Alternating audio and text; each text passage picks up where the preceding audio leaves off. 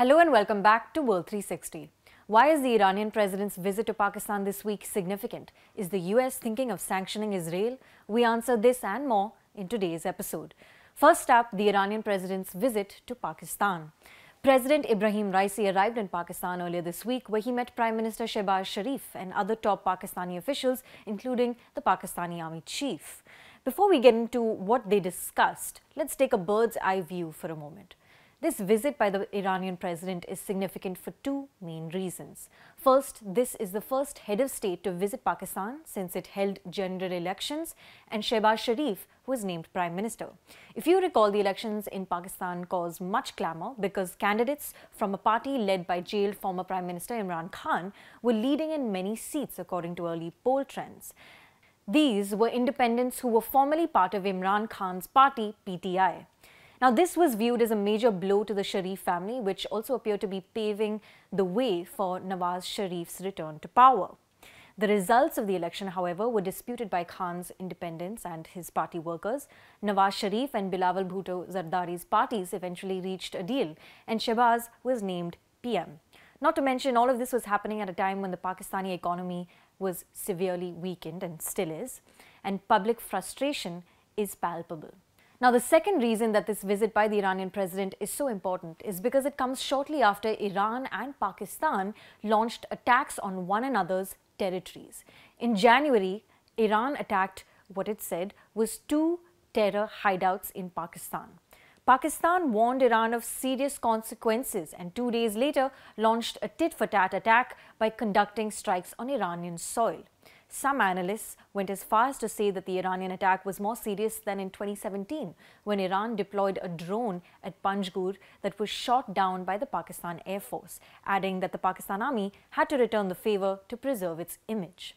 Now, the point about the Pakistan Army and its image is important because, as I mentioned earlier, public frustration in Pakistan amid the economic troubles has been growing. Incidents like the one in Punjab, where Pakistani army personnel allegedly beat local cops with rifles and lathis, didn't bode well with the public either. So therefore, the Iranian president's visit after the election and after the two countries launched attacks on one another's soil makes it all that more interesting. The situation is even more complex when we factor in the Taliban in Afghanistan, which traditionally shared good relations with both Iran and Pakistan. However, things have started to change, specifically in the case of Pakistan.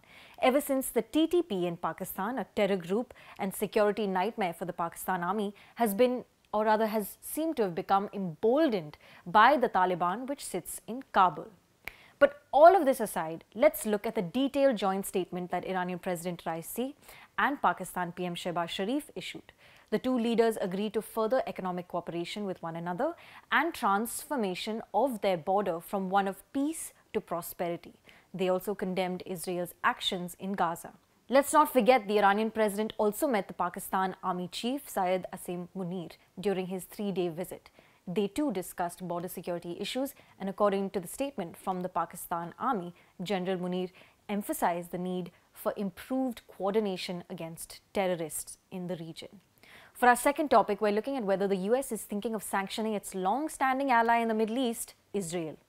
To be more precise, there have been rumors that the US could sanction a unit of the Israeli Defense Forces known as the Netza Yehuda for alleged human rights violations in the West Bank.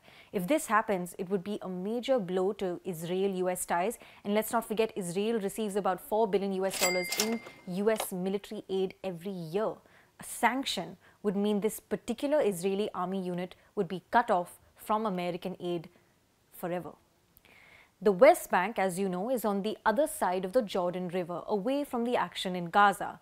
But ever since the war in Gaza began last October, it has been reported that violence in the West Bank has also increased significantly.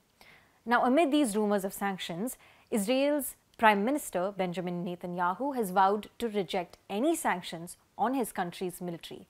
"I will fight it with all my strength," he said last Sunday. When asked last week about reports that US military aid to the Israel army unit could be cut over alleged human rights abuses in the West Bank, the US Secretary of State Antony Blinken said, "I've made determinations. You can expect to see them in the days ahead."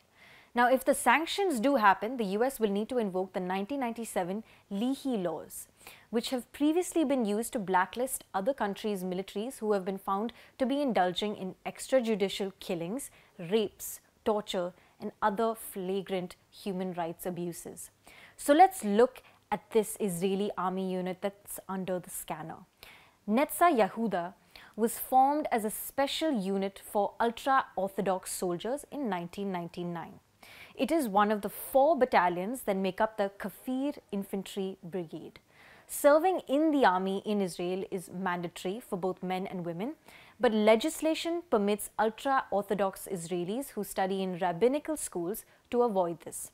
However, this battalion was created to accommodate ultra-Orthodox Jews in military service in a way that preserves their traditional way of life. One of those criteria is that no women are allowed to serve in this unit, making this the only Israeli battalion with no women. The men who comprise this unit include ultra-nationalists and extremist settlers. In a 2022 report, the Wall Street Journal wrote that this unit, with just 500 soldiers, has the highest conviction rate of any unit in the Israeli military for offenses against Palestinians since 2010. Meanwhile, analysts quoted by media outlets like France 24 have gone as far as to compare this unit to Russia's brutal Wagner group. For our last topic, we're looking at the US finally approving a $95 billion aid bill for Ukraine, Israel and Taiwan. And how exactly will this affect these conflict zones? It's been months that an additional aid bill for America's allies, Ukraine, Israel and Taiwan, has been blocked in the US Congress. But on Wednesday, this was passed. As you know, Ukraine is fighting Russia, Israel is fighting Hamas and Taiwan, China. So let's look at how this flow of money will impact these conflict zones.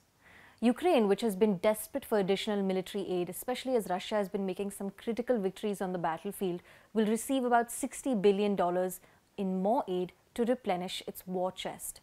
Until now, there were fears that Russia would capture Chasiv Yar, believed to be the last stronghold of the Donetsk region.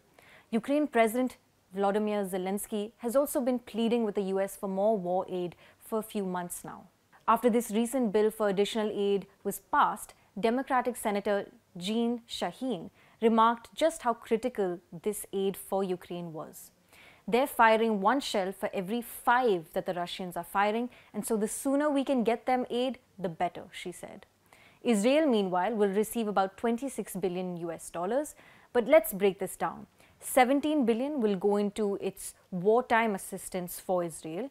$5 billion will go to replenishing the Iron Dome, David Sling and Iron Beam defense systems, and an additional $2.4 billion for current US military operations in the region. This will be critical for Israel, which, if you recall, recently used much of its arsenal and defense systems to deter a barrage of 300 drones and missiles from Iran just 2 weeks ago. Meanwhile, about $1 billion in aid will go towards humanitarian relief for citizens of Gaza. Now, the question is, how will the Israelis ensure aid meant for Gazans reach Gaza? According to estimates, about 34,000 Palestinians have been killed since October and 77,000 wounded. For Taiwan, the US will send $8.1 billion to fight off an increasingly aggressive China. This is interesting, especially if we see it in the view of signaling, because recently the former Taiwan President Ma Ying-jeou embarked on an 11-day trip to China and even met Chinese President Xi Jinping for the 2nd time. And this all comes amid growing tensions across the Taiwan Strait. Thanks for watching. This is Pia Krishnankutty for ThePrint.